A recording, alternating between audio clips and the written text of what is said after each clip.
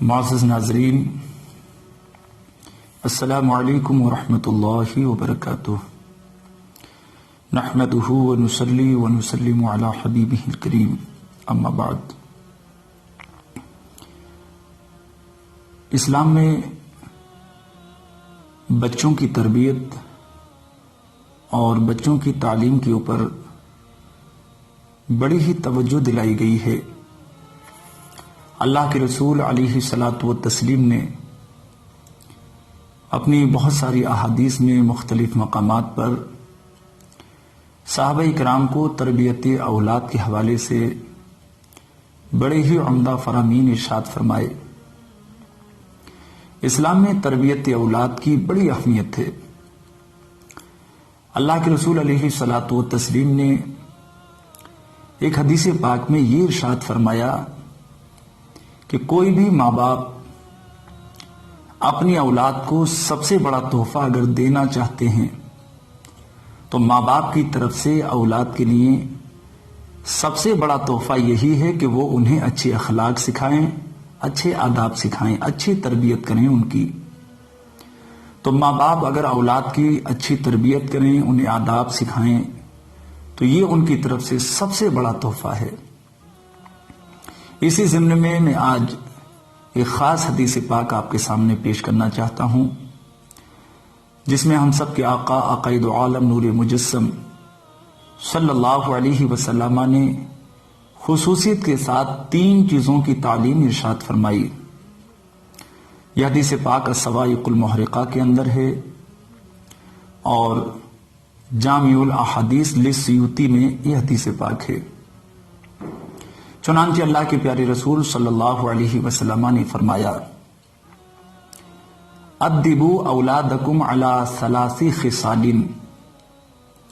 اپنے بچوں کو 3 چیزوں کی تعلیم دو۔ 3 چیزوں کے بارے میں اپنے بچوں کی تربیت کرو خاص طریقے سے۔ کیا ہیں وہ 3 چیزیں؟ اللہ کے رسول علیہ الصلاۃ والتسلیم نے پہلی چیز ارشاد فرمائی، حب نبیکم، تم اپنی اولاد کو اپنے نبی کی محبت سکھاؤ، محبت کی تعلیم دو۔ اس کے بعد ارشاد فرمایا، وحب اہل بیتہ، اور اپنی نبی کے اہل بیت، ان کے گھر والوں کی محبت سکھاؤ، اس کی خاص تعلیم دو۔ اور تیسری چیز اللہ کے رسول علیہ الصلاۃ والتسلیم نے یہ ارشاد فرمائی، وقراءۃ القرآن، اپنے بچوں کو قرآن پڑھنا سکھاؤ، قرآن عظیم کی خاص تعلیم دو۔ اس حدیث پاک میں 3 چیزوں کے بارے میں اپنے بچوں کی خاص تربیت کرنے کا حکم دیا گیا۔ پہلی چیز اللہ کے رسول علیہ الصلاۃ والتسلیم کی محبت، اور دوسری چیز نبی علیہ الصلاۃ والتسلیم کے اہل بیت کی محبت۔ بلا شبہ نبی کی محبت اور نبی کے اہل بیت کی محبت یہ ہمارے ایمان کا حصہ ہے۔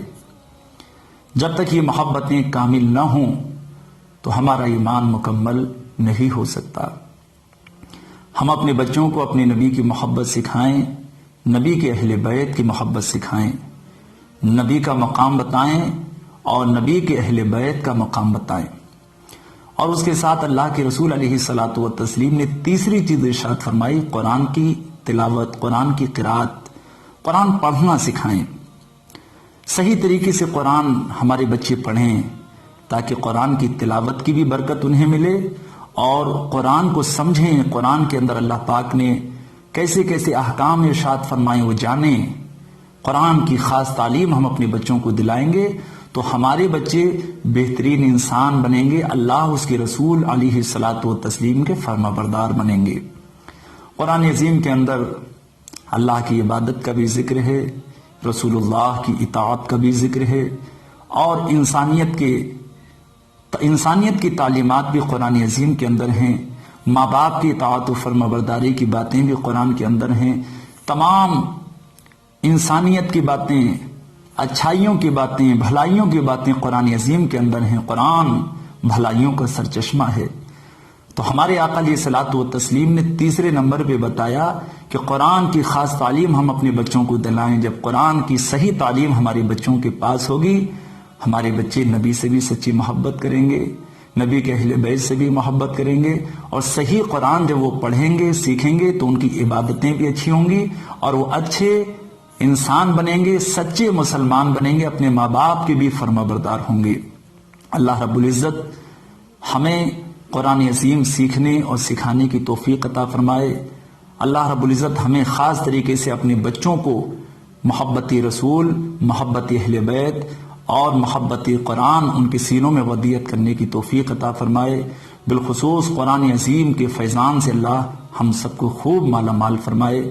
اپنے بچوں کی تربیت پہ پیرنٹس خاص توجہ دیں۔ میں ماں باپ سے، پیرنٹس سے گزارش کروں گا آپ اپنے بچوں کی اچھی تربیت کیجیے تاکہ وہ بچے دنیا میں آپ کے لیے نیک نامی کا سامان بنیں اور آخرت میں آپ کے لیے مغفرت و کامیابی کا ذریعہ بنیں۔ السلام علیکم ورحمۃ اللہ وبرکاتہ۔